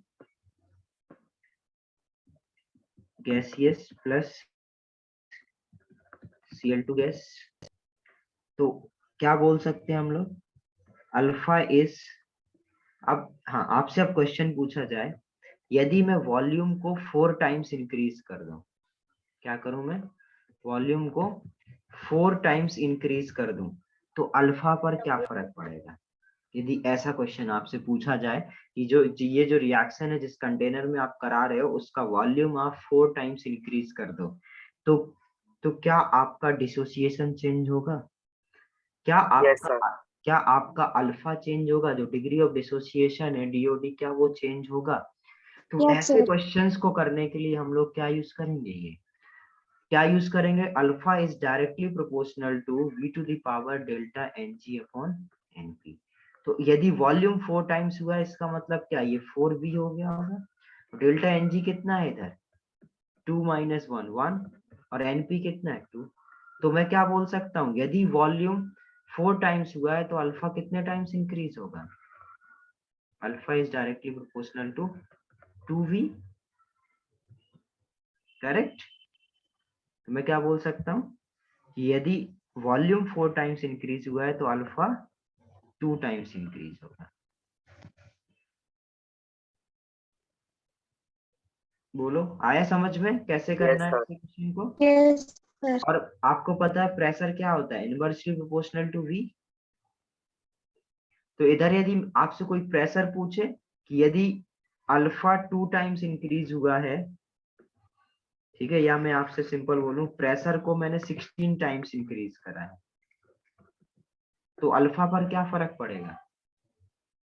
तो v की जगह आप क्या लिख सकते हो? 1/p delta N G upon N P.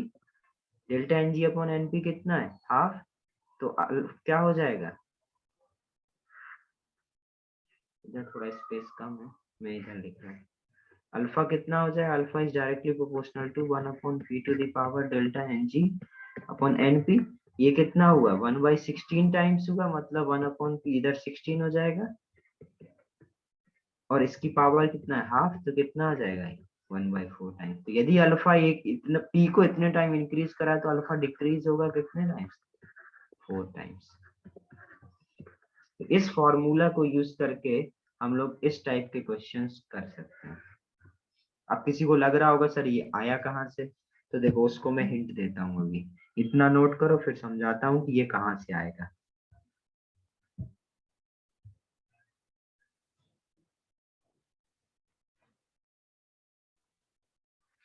या कोई सोच सकता है जिसको ऐसा लग रहा है? सोचो जरा।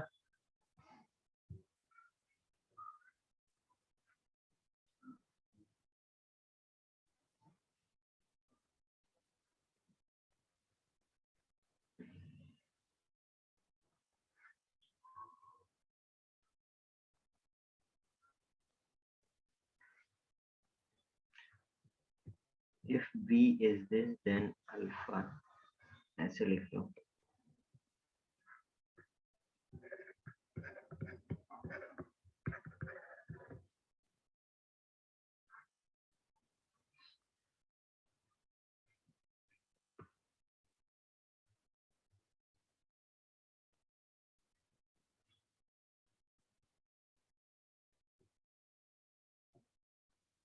बेटा आदर्श, इसमें अल्फा जो है वो डायरेक्टली प्रोपोर्शनल है v to the power delta N G upon N P.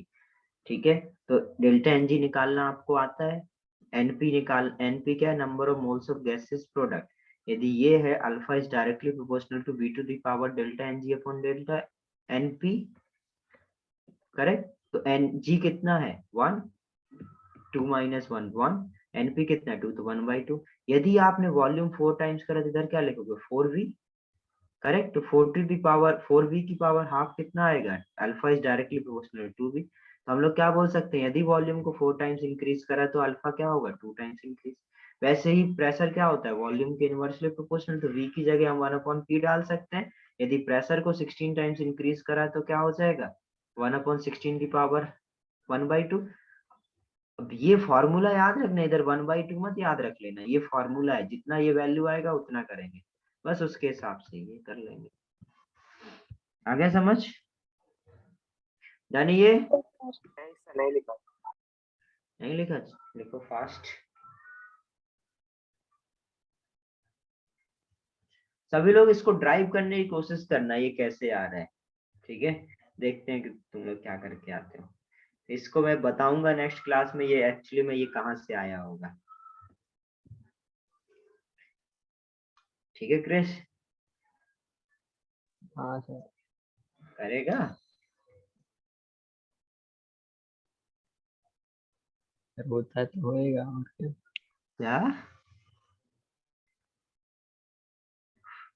हाँ सर, ट्राई करो। हाँ ट्राई करो।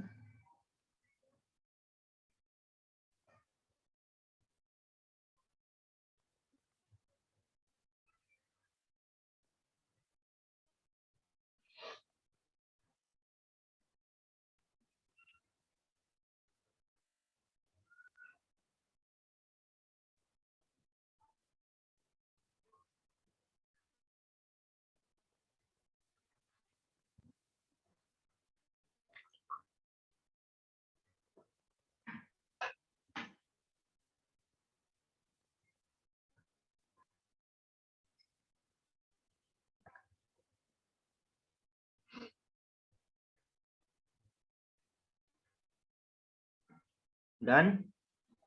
Yes sir.